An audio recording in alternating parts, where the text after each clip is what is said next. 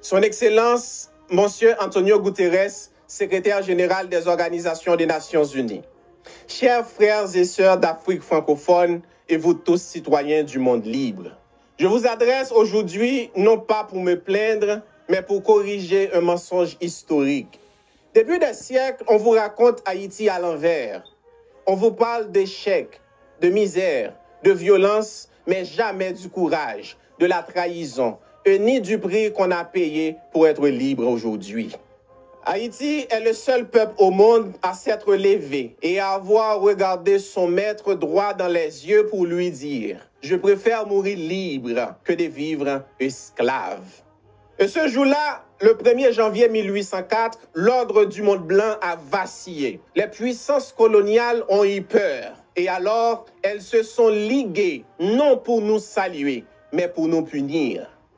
On ne vous l'a pas dit, mais ce que vous appelez aujourd'hui l'échec haïtien est en réalité un châtiment planifié, financé et imposé.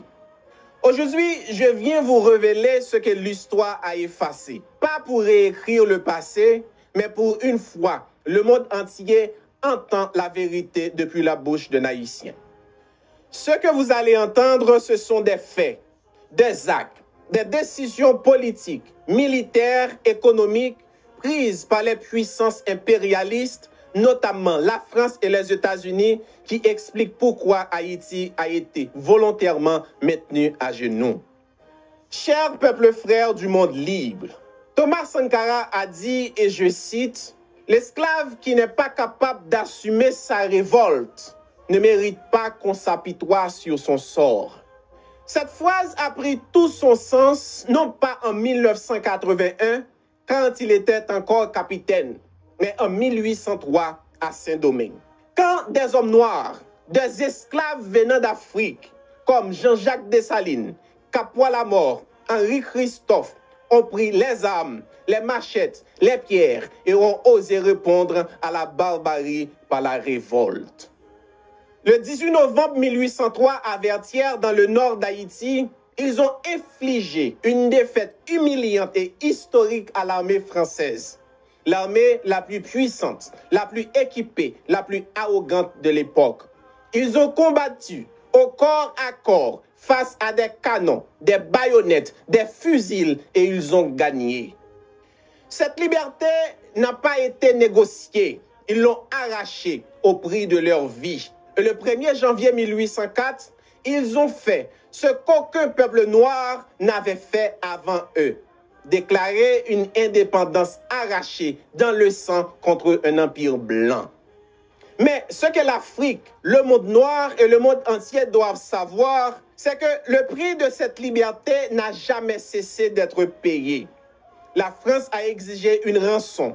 L'Europe a applaudi. C'était un avertissement au reste du monde et à l'Afrique en particulier. Restez esclaves ou vous soyez détruits comme Haïti.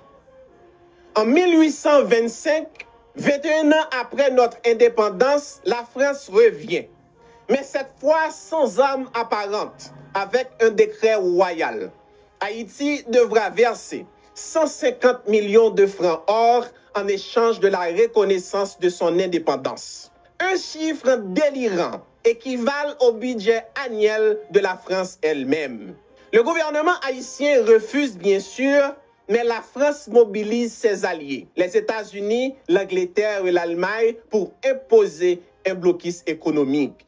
Haïti, jeune nation, isolée, étranglée, aucun pays ne voulait commercer avec nous tant que nous ne payons pas la dette d'une indépendance gagnée au champ de bataille. Nous n'avions pas eu le choix. Et le comble de l'humiliation, la France, sans honte, nous prête l'argent pour qu'on la paie. Un vol impérial. Pendant près d'un siècle, 80% des revenus de l'État haïtien partent vers la France. Ce qu'il reste, 20% à peine, ne suffit même pas à nourrir le pays. Mais même cela, maudit qu'il soit, il le trouve encore trop.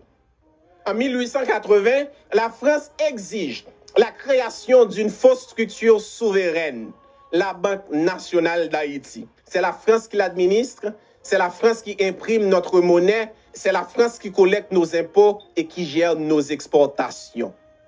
L'argent du peuple haïtien tiré du café, du sucre, du cacao ne reste jamais en Haïti. Il prend officiellement, légalement, froidement le chemin de Paris.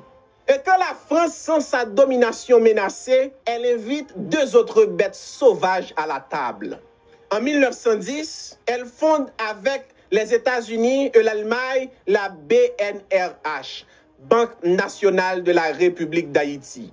Non trompeur, le siège est à Paris et à New York et Haïti n'a aucun pouvoir réel. On nous prête 9 millions de dollars à travers ces banques, mais on nous demande de rembourser 12. L'argent circule entre les banques étrangères, le peuple haïtien ne voit rien, mais il doit payer avec intérêt, maudit qu'il soit.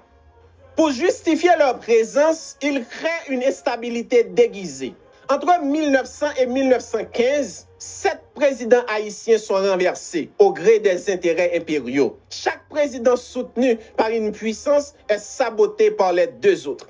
Haïti devient un pion sur un échiquier géopolitique, un laboratoire de pillage.